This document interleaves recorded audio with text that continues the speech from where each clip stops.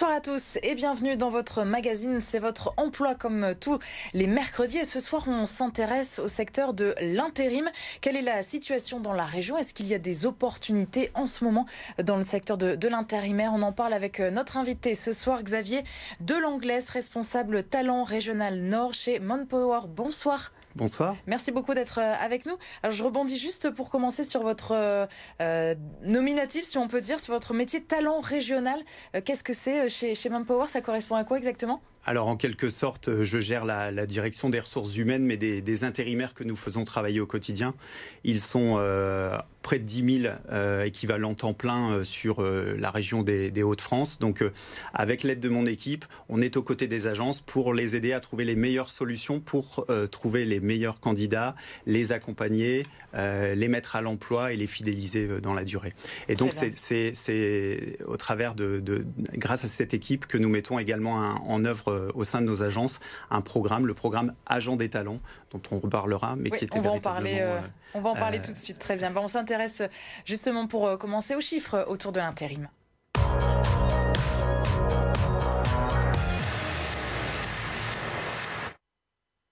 Et sachez que les Hauts-de-France, notre région, représente 9% du marché intérimaire. Les effectifs ont baissé de 4,4% entre novembre 2019 et novembre 2020. Un secteur progresse, c'est important de le signaler, le transport. Par contre, on note toujours une baisse dans le BTP, le commerce ou encore les services.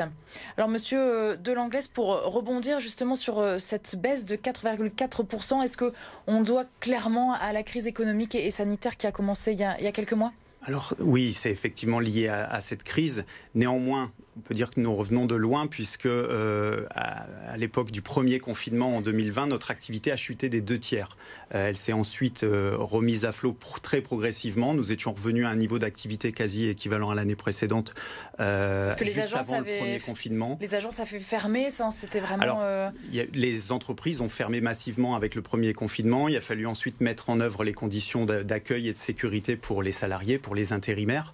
Le secteur du BTP a été très fortement touché avec l'arrêt des chantiers et la mise en œuvre, la mise aux normes, on va dire, des chantiers pour accueillir des intérimaires a été un petit peu plus complexe, un petit peu plus longue que dans l'industrie.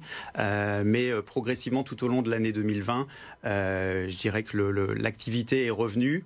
Ça reste très inégal maintenant d'un secteur à l'autre. Oui, les autres secteurs, vous parliez du BTP, il y en a d'autres, on le disait, commerce aussi. Alors il y a des secteurs qui sont très fortement touchés actuellement. Je pense effectivement au secteur qu'on appelle le retail, c'est-à-dire les magasins, les réseaux magasins qui sont effectivement très touchés. Bien évidemment, il y a le secteur de l'hôtellerie-restauration qui est un secteur très touché. Parce qu'il y a de l'intérim aussi dans ce secteur-là. Tout à fait, il y a de l'intérim dans l'hôtellerie-restauration, dans l'événementiel. Et ils sont non seulement directement touchés, mais ils sont également touchés chez leurs fournisseurs de matières premières, d'emballage, les fournisseurs de boissons pour l'hôtellerie-restauration. Il y a un autre phénomène actuellement, ce sont également les entreprises qui travaillent avec l'Angleterre. Là, c'est un peu le double effet. Le Brexit, plus la crise économique, le Covid en Angleterre. Ça, on le ressent au niveau de l'intérim, côté Pas-de-Calais, du coup? Plutôt sur la côte d'Opale, tout à fait, avec les entreprises qui travaillent très en lien avec la Grande-Bretagne, qui sont très impactées actuellement. Et puis, il y a un autre secteur, peut-être dans une moindre mesure dans la région, mais qui, au niveau national, est un secteur des plus touchés, c'est l'aéronautique également, qui est très fortement touché par cette crise. Et chez nous, c'est où l'aéronautique? Alors, c'est plutôt dans la Somme. On a effectivement du côté Airbus, d'Albert. Voilà, tout à fait. Exact. Est-ce qu'on peut refaire peut-être un point sur l'intérim? Qu'est-ce que c'est aujourd'hui en 2021 par rapport au CDD? Les avantages, les inconvénients? Alors, l'intérim aujourd'hui, ce n'est plus que l'intérim. C'est-à-dire que l'intérim est multifacette aujourd'hui, puisque nos agences peuvent proposer du recrutement en intérim, bien sûr, mais également du recrutement en CDI pour les entreprises qui le souhaitent, c'est-à-dire tel un cabinet de recrutement. Et nous avons d'ailleurs plusieurs cabinets de recrutement dans la région qui sont implantés. C'est des missions au coup par coup, c'est toujours ça le raccourci? Alors pour le recrutement, non, ce sont des prestations de recrutement pour les entreprises. Par contre, pour l'intérim, ça peut revêtir deux solutions. Soit l'intérim classique, c'est-à-dire que là, un intérimaire est mis à disposition d'une entreprise pour une durée, pour un motif précis, un remplacement, un accroissement d'activité. Mais ça peut également maintenant, depuis 5 ans à peu près, être au travers d'un CDI intérimaire qui est un contrat qui lie en fait en CDI l'intérimaire avec son agence. C'est bizarre, un CDI intérimaire sur le papier. Ça paraît assez paradoxal quand on dit CDI intérimaire bout à bout, mais effectivement c'est un CDI qui est signé avec l'agence. Et ensuite l'intérimaire est mis à disposition d'entreprise, mais néanmoins il a ce contrat chapeau qui le protège, le CDI intérimaire, et qui lui permet d'avoir bien évidemment un enchaînement de missions qu'il est de notre responsabilité de lui proposer. C'est ce que vous lui promettez du coup, un enchaînement de missions. C'est une promesse, tout à fait. Et c'est effectivement la possibilité d'avoir des revenus réguliers également. Oui, parce que forcément, l'intérim, quand on voit sur le papier, c'est un manque de perspective aussi sur le long terme. Ça peut faire peur, mais est-ce qu'il y a aussi des candidats qui s'y retrouvent dans l'intérim, qui veulent rester en intérim? Ça, il y en a des candidats comme ça? Oui, tout à fait, tout à fait. L'intérim revêt plusieurs facettes. Effectivement, on a beaucoup, et dans certains secteurs d'activité, prenons par exemple le BTP, la maintenance, où on est en recherche de métiers pointus et où des professionnels de ces métiers sont à l'emploi. Certains font le choix de l'intérim parce qu'ils y trouvent un intérêt. Il y a des primes notamment, je crois. Il y a notamment une prime, une indemnité de fin de mission qui est spécifique au contrat de travail temporaire, qui est de 10%.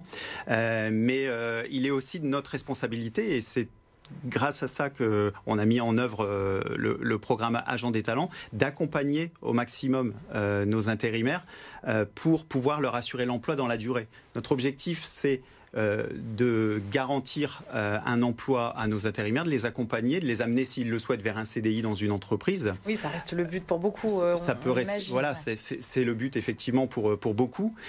Pour nous, l'enjeu, c'est d'avoir un maximum de talents dans nos portefeuilles. Chaque agent dans une agence gère un portefeuille de talents, c'est-à-dire un groupe d'intérimaires qui va suivre, avec lequel il a une relation particulière. Il y a un profil type qui se dégage de ces portefeuilles? Il n'y a pas un profil type. Le profil type, c'est les besoins de l'agence et les métiers qui sont stratégiques pour l'agence au niveau local. C'est-à-dire qu'une agence qui travaille sur un bassin où l'industrie ferroviaire, par exemple, est prédominante, bien évidemment, c'est le cas chez elle nous. va être en recherche de profils liés à cette industrie ferroviaire. Pour une agence BTP, ce seront des profils Parce que chaque agence, forcément, a sa spécificité. On parlait des secteurs plus touchés par la crise, mais il y a aussi des opportunités d'emploi, des offres en ce moment. On l'a vu, plus 20% d'augmentation. Par contre, concernant le transport, on recrute dans ce secteur. Vous avez besoin de main-d'œuvre ? Transport et par extension dans la logistique, puisque c'est vrai qu'un des effets de la crise, c'est aussi le changement des habitudes de consommation, et notamment, je dirais, le boom du e-commerce. Derrière le e-commerce, il y a beaucoup de logistique, il y a beaucoup de transport, et donc effectivement, ce sont des métiers qui sont recherchés. Alors pour le transport, ce sont des métiers de chauffeurs poids lourds, chauffeurs super lourds pour des plus gros camions et puis des distances plus longues. Dans la logistique, ce sont principalement des métiers de préparateurs de commandes, de caristes, d'agents logistiques. On affine aussi de plus en plus les profils au niveau de la logistique, qui est en recherche de profils de plus en plus qualifiés, et également avec une particularité d'avoir de la disponibilité sur des amplitudes horaires bien spécifiques. Et c'est vrai que la logistique, c'est un secteur qui tire son épingle du jeu c'est la dans tendance, cette période. là que vous remarquez depuis quelques mois. Alors, c'est une des tendances. On a effectivement aussi beaucoup de demandes, et on se prépare beaucoup à une accélération sur le secteur du bâtiment et des travaux publics. Dans les prochains mois, à court terme ? Dans les prochains mois, à très court terme, puisque habituellement, je dirais tous les ans, on met en œuvre dès le début de l'année un certain nombre d'actions de formation à destination de candidats pour préparer les besoins futurs sur les chantiers de bâtiments et travaux publics. Et c'est d'autant plus vrai cette année, où on a mis vraiment une emphase bien particulière, et où, à l'heure où on se parle, on a 200 postes à pourvoir en formation sur les Hauts-de-France, sur des métiers liés à la construction. Donc ce sont des métiers de maçon, maçon VRD, des métiers dans la plomberie, dans le chauffage, des métiers dans le ferraillage, des métiers de coffreur. Pour ceux qui nous regardent et qui sont intéressés, l'idée c'est d'aller directement en agence, circuit court, c'est ça ? Effectivement, circuit court, l'agence de proximité, sur rendez-vous en ce moment au regard de la période, mais je dirais encore plus simplement notre site internet manpower.fr, où toutes les offres de formation y figurent, et où effectivement beaucoup de postes sont accessibles à des personnes qui n'ont pas forcément d'expérience spécifique dans ce domaine d'activité, mais qui ont une appétence, une envie de travailler dans ce secteur d'activité. Est-ce qu'il y a des agences qui sont dédiées, j'ai vu ça au niveau national, aux personnes handicapées spécialement, ou pas encore chez nous? On pourrait y venir dans l'avenir? Alors, chez Manpower, on n'a pas fait le choix d'avoir des agences dédiées aux personnes handicapées. Par contre, on a un réseau de référents mission handicap, à commencer par les membres de mon équipe qui sont des référents mission handicap pour favoriser secteur. Aussi, Voilà, et on a depuis de très longue date signé des chartes de partenariat avec l'AGFIP, avec laquelle on travaille pour justement accompagner, développer l'emploi des personnes en situation de handicap, tout à fait. Très bien. Merci beaucoup Xavier Delangles, responsable talent régional Nord chez Manpower, d'avoir été avec nous ce soir en plateau pour évoquer donc tout le secteur de l'intérim. Merci beaucoup. Merci à vous.